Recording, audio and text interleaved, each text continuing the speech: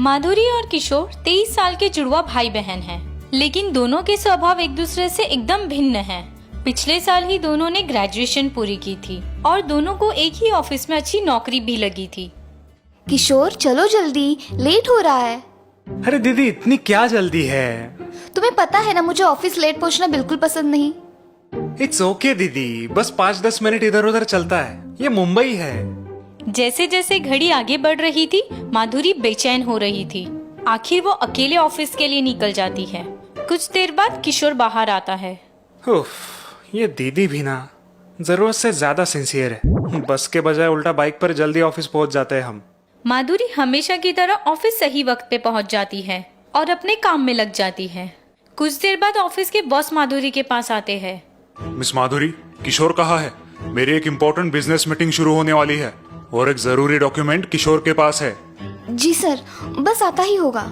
मुझे एचआर से रिपोर्ट मिली है, किशोर हमेशा लेट आता है। इतनी गैर जिम्मेदारी मैं बर्दाश्त नहीं कर सकता।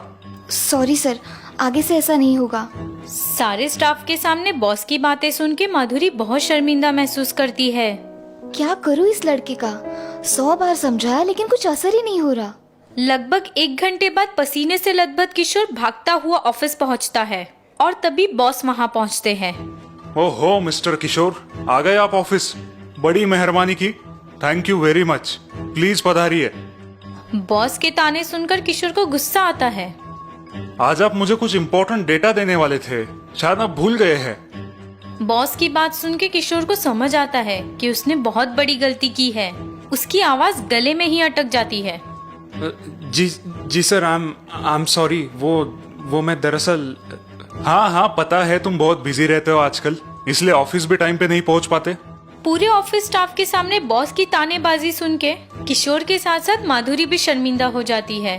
एनीवे, मिस्टर किशोर, आपकी लापरवाही की वजह से हमने एक बहुत बड़ा कॉन्ट्रैक्ट खो दिया है and now you are fired. Office के सारे लोग शॉक्ड हो जाते हैं और बॉस गुस्से से बाहर निकल जाते हैं। शाम को माधुरी ऑफिस से घर आती है। किशोर उदास बैठा है। किशोर, अब जो हुआ वो भूल जाओ और फिर से नई शुरुआत करो। लेकिन दीदी मेरी कोई गलती नहीं थी, मैं फाइल लेके ऑलमोस्ट पहुंच ही गया था। ऑलमोस्ट? अपनी गलती को सुधारो किशोर, उसे अनदेखा मत करो वरना एक दिन बहुत पछताओगे। माधुरी किशोर को समझाने की कोशिश करती है, लेकिन किशोर उसकी बात को समझ नहीं रहा। दीदी 5-10 मिनट लेट होने से कोई पहाड़ नहीं टूट पड़ता। ये मुंबई है, यहाँ 24 घंटे ट्रैफिक ही रहता है। कितना भी टाइम पे निकलो लेट हो ही जाता है। किशोर को अपनी ही बात पे अड़ा देख माधुरी परेशान होती है। किशोर, हम दोनों एक ही जगह से ऑफिस के लिए निकलते थे और एक ही जगह पे जाते थे। मेरा तो एक भी लेट मार्क नहीं है। सब आपकी तरह नहीं होते, ओवर सिंसियर। और बाय द वे, गलती आपकी भी थी। किशोर का आरोप सुन के माधुरी चौंक जाती है। क्या मतलब? मेरी गलती? दरअसल आपके टाइम पे पहुंचने की आदत की वजह से मेरा लेट आना बॉस की नजर में आया और इसीलिए ये सब हुआ है। किशोर की बातें सुन के माधुरी दुखी होती है। मैं ढूंढ लूंगा नया जॉब, मुझे नहीं उस खड़ूस बॉस के साथ काम करना। किशोर अपने कमरे में चला जाता है। माधुरी सोने से पहले भगवान से प्रार्थना करती है। भगवान, इससे पहले कि बहुत देर हो जाए मेरे भाई को सद्बुद्धि देना। अगले दिन हमेशा की तरह माधुरी ऑफिस निकलती है और किशोर सोया है। किशोर, मैं ऑफिस निकल रही हूँ, खाना बना के रखा है, टाइम पे खा लेना। हाँ दीदी आप जाइए, नहीं तो वो खड़ूस आपको भी काम से निकाल देगा। माधुरी ऑफिस निकलती है। किशोर सोच में पड़ता है। अब पूरा दिन क्या करूँ यार, जॉब तो एक दिन में मिलने से रही। यस, नीरज के घर जाता हूँ, सुरेश को भी बुलाता हूँ। किशोर नीरज के घर आता है। अपना सारा फ्रस्ट्रेशन दोस्तों के साथ शेयर करता है। सारे दोस्त मिलकर टाइम पास करते हैं। पार्टी में कोई डिस्टरबेंस ना हो इसीलिए सारे दोस्त अपने अपने मोबाइल साइलेंट करते हैं। ये लो, मैंने भी मोबाइल साइलेंट कर दिया। फालतू में डिस्टर्ब करते हैं घर वाले। वही तो, हम क्या छोटे हैं, समझते ही नहीं, हमें प्राइवेसी की जरूरत होती है। तीनों फ्रेंड्स खा पी के टुन्न हो जाते हैं और गहरी नींद में सो जाते हैं। माधुरी हमेशा की तरह ऑफिस से निकलती है। आज उसे थोड़ी देर हुई है, इसीलिए जल्दी में है। ओह गॉड, आज बहुत देर हो गई है। किशोर भूखा होगा, जल्दी घर पहुंचना होगा। माधुरी हड़बड़ी में सड़क पार करने लगती है और तभी एक ट्रक की हेडलाइट उसकी आंखों पे पड़ती है और भयानक सी ब्रेक लगाने की आवाज आती है। किशोर के फोन पे लाइट फ्लैश होती है। कोई उसे कॉल करने की बार बार कोशिश कर रहा है। माधुरी को अस्पताल एडमिट किया जाता है। उसे बहुत गंभीर चोटें आई है और बाजू में बैठा किशोर रो रहा है। हमने आपको कॉल करने की बहुत कोशिश की, लेकिन आप फोन ही नहीं उठा रहे थे। तभी एक डॉक्टर कुछ रिपोर्ट्स लेके वहाँ आते हैं। आई एम सॉरी किशोर, लेकिन हम तुम्हारा ब्लड माधुरी के लिए नहीं यूज कर सकते। लेकिन डॉक्टर हम जुड़वा है और हमारा ब्लड ग्रुप भी सेम है। हाँ वो सब तो ठीक है, लेकिन तुम्हारे ब्लड में पेस्टिसाइड्स की मात्रा बहुत ज्यादा है जो माधुरी के लिए हानिकारक हो सकती है। अब क्या होगा डॉक्टर? प्लीज मेरी बहन को बचाइए। डोंट वरी, एक डोनर आ रहा है। एक्चुअली उसे अब तक पहुंच जाना चाहिए था। पता नहीं लोग वक्त का पालन करना कब सीखेंगे। डॉक्टर की बातें सुन किशोर मन ही मन अपसेट हो जाता है। तभी एक लड़का वहाँ पहुँचता है। डॉक्टर, मैं डोनर हूँ। अरे लेट क्यों हो गए? इमरजेंसी है, बताया था ना। डॉक्टर सिर्फ 5 मिनट ही देर हुई है। 5 मिनट के 300 सेकंड्स होते हैं और शायद किसी के लिए 1 सेकंड भी बहुत कीमती हो सकता है। चलो जल्दी। डॉक्टर और वो डोनर निकल जाते हैं। किशोर सोच में पड़ता है। 5 मिनट इधर उधर चलता है, ये मेरी सोच कितनी गलत थी। मुझे माफ कर देना भगवान। मैं आज से खुद का और दूसरों के वक्त का मान रखूंगा, लेकिन प्लीज मेरी बहन को बचा लेना। तो देखा दोस्तों, कैसे एक अनचाही घटना ने किशोर को अपनी गलती का एहसास कराया। इसीलिए हमेशा वक्त की कीमत समझिए, उसका आदर कीजिए। चलिए फिर जल्द ही आपको मिलती हूँ एक नई और इंटरेस्टिंग स्टोरी के साथ। Bye bye, take care.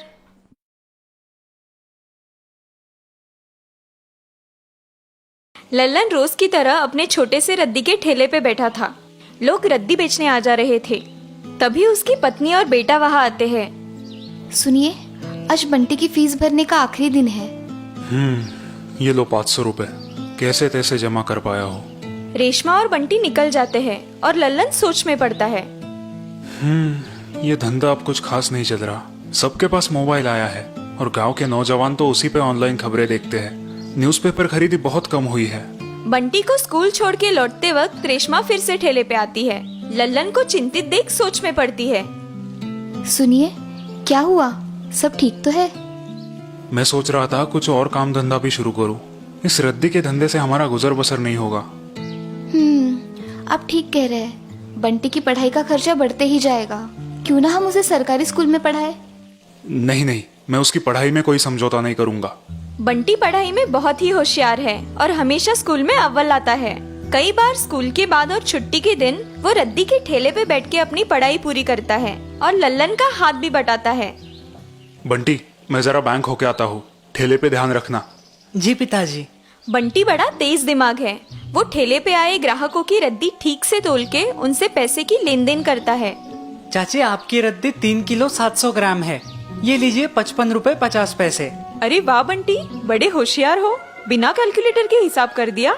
खाली समय में बंटी ठेले पे आई विविध विषयों की किताबें पढ़ता है और इसी कारण उसका जनरल नॉलेज काफी अच्छा हो गया है। ऐसे साल गुजर गए और एक दिन अनहोनी हो गई। रास्ता क्रॉस करते वक्त लल्लन और रेशमा का एक भयंकर एक्सीडेंट हुआ और उसमें दोनों की मौत हुई। अब बंटी एकदम बेसहारा हो गया। बेटा, तुम चिंता मत करो, मैं तुम्हारा खाना बना दूंगी और तुम्हें शिक्षा भी दूंगी। बंटी, तुम तुम्हारे दूर के चाचा के पास क्यों नहीं चले जाते? वो तुम्हारी परवरिश करेंगे। नहीं चाचा, मेरे पिताजी को किसी का भी एहसान लेना पसंद नहीं था। मैं खुद रद्दी बेचूंगा और अपनी परवरिश करूंगा। जैसा बाप वैसा बेटा। ठीक है, हम तुम्हारे साथ हैं। कुछ दिन बाद बंटी ने रद्दी का ठेला संभाल लिया, लेकिन इस दौरान उसकी स्कूल की पढ़ाई छूट गई। अब उसके स्कूल के कुछ बिगड़ेल लड़के उसका मजाक उड़ाने लगे। अरे वो देखो, हमारे स्कूल का स्कॉलर तराजू लेके बैठा है। क्या तोल रहे हो स्कॉलर? अकल बड़ी की भैंस। अब इसका फ्यूचर तो सेट हो गया यारो। आखिर रद्दी वाला ही बना अपने फादर के जैसा। लड़कों की बातें सुनकर बंटी दुखी होता है, लेकिन फिर अपने काम में जुट जाता है। नाइट स्कूल में एडमिशन लूंगा तो मैं अपने पिताजी का सपना पूरा कर सकता हूँ। फीस भी कम होंगी। अगले दिन से बंटी नाइट स्कूल जाना शुरू करता है। दिन भर रद्दी का ठेला, किताबें पढ़ना और रात को नाइट स्कूल अब उसका रूटीन बन जाता है। ऐसे ही कुछ दिन निकल जाते हैं। गर्मियाँ शुरू होती है। एक दिन बंटी के ठेले के सामने एक आलीशान कार पंचर होती है। अंदर एक बड़े ऑफिसर बैठे दिखाई देते हैं। सर, आपको पानी चाहिए या आपको थोड़ा आराम करना है तो आप मेरे ठेले की छांव में बैठ सकते हैं। बंटी की समझदारी देख ऑफिसर उसके ठेले पे आके बैठते हैं। उनके हाथ में एक न्यूज़पेपर है। पंचर रिपेयरिंग का काम एक तरफ शुरू होता है, दूसरी तरफ ऑफिसर एक पहेली सुलझाने में दंग हो जाते हैं और बंटी उन्हें ऑब्जर्व करने में। कुछ समय बाद कार ठीक हो जाती है और ऑफिसर वहाँ से निकल पड़ते हैं। पहेली वाला न्यूज़पेपर वो वही छोड़ जाते हैं। अरे ये क्या? लगता है सर गलती से ये न्यूज़पेपर भूल गए हैं। गाड़ी का नंबर नोट करता हूँ। बंटी फुर्ती से कार का नंबर नोट करता है। अब उसका ध्यान न्यूज़पेपर की पहेली पे जाता है। ओह, इस महाशब्द पहेली का सिर्फ एक ही शब्द बाकी है, बाकी तो सर ने सुलझा ली है। बंटी रोज रद्दी में आने वाली पेपर्स की पहेलियां सुलझाते सुलझाते एकदम माहिर हो जाता है। इसीलिए बचा हुआ शब्द आसानी से पहचान कर पूरी महापहेली सुलझा लेता है।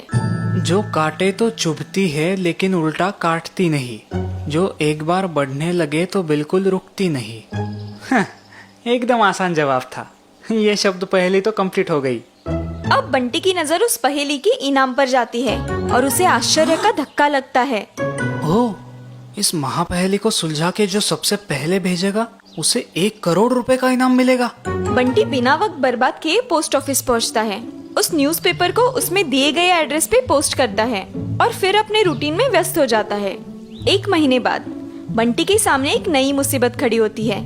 उसके ठेले के सामने कोई और रद्दी की दुकान खोलता है और ज्यादा भाव में रद्दी लेना शुरू करता है। बंटी के सारे ग्राहक अब उस नई दुकान में जाने लगते हैं। अब तो मेरा इस धंधे में टिकना कठिन है। दूसरा कुछ काम देखना होगा, लेकिन पढ़ाई अधूरी रह जाएगी।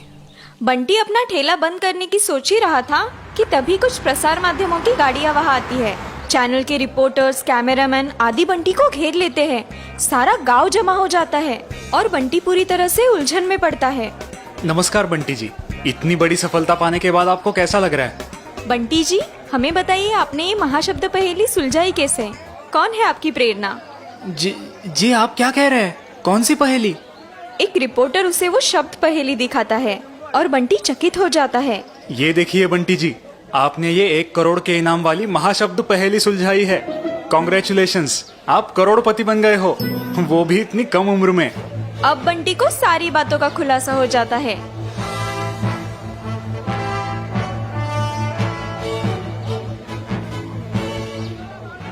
ये बात है। अगर मैं ये स्वीकार करूं कि वो पहेली मैंने ही सुलझाई थी और 1 करोड़ लूं, तो मेरी जिंदगी आसान बन जाएगी। बंटी कुछ उलझन में पड़ता है। देखिए, ये पहेली मैंने नहीं सुलझाई है, इसलिए इस इनाम का असली हकदार मैं नहीं हूँ। बंटी की बात सुन के सारे उपस्थित लोग अचरज में पड़ते हैं। क्या बोल रहा है ये लड़का? लगता है शौक में गया है। मुझे लगा ही था ये छिचुंदर का ये महापहेली सुलझाएगा। पागल है क्या? 1 करोड़ पे पानी फेर रहा है। बंटी जी, आप कहना क्या चाहते हैं? देखिए, इस इनाम का असली हकदार वो है जिनके गाड़ी का नंबर MP06 AB5432 है। अरे ये तो चैटर्जी सर के कार का नंबर है ना, इस न्यूज़पेपर के owner. What a coincidence, what a news. तभी बंटी ने बताई कार वहाँ आती है और कार से वही ऑफिसर उतरते हैं। वो बंटी के पास आते हैं। बंटी, इस इनाम का असली हकदार मैं नहीं, तुम हो। सर प्लीज हमें सारी हकीकत खुल के बताइए। ये श्योर। मैंने आखिरी एक जवाब ना आने पे वो न्यूज़पेपर फ्रस्ट्रेट होके बंटी की दुकान में फेंक दिया था। मेरे ही न्यूज़पेपर ने मुझे चैलेंज किया था और हराया था, इसीलिए मेरा ईगो हर्ट हुआ था। मिस्टर चैटर्जी की बात सुन के सारे लोग चकित होते हैं। लेकिन आज बंटी की ईमानदारी और होशियारी देख के मेरी आंखें खुल गई और मेरा इंटेलिजेंट होने का घमंड भी उतर गया। चैटर्जी की बातें सुन के सारे उपस्थित लोग तालियां बजाते हैं। बंटी की आंखें भर आती है। बंटी, आज से तुम सिर्फ और सिर्फ पढ़ाई करोगे और अपने माता पिता का सपना पूरा करोगे। मिस्टर चैटर्जी बंटी को 1 करोड़ का चेक प्रदान करते हैं। सारा गांव बंटी की नम्रता, ईमानदारी और होशियारी देख के सराहना करता है। काश आज माँ और पिताजी होते।